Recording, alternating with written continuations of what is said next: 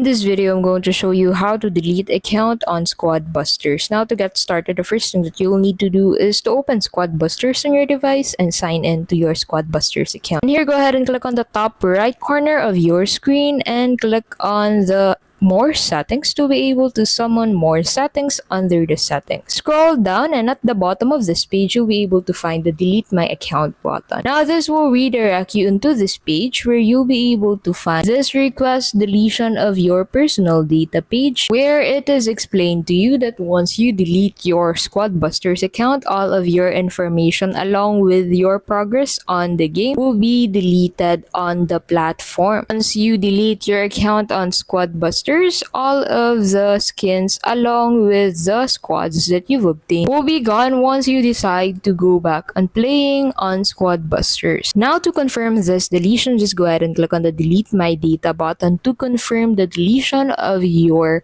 Squad Busters account on Squad Busters. Thank you so much for watching and we'll see you in the next video.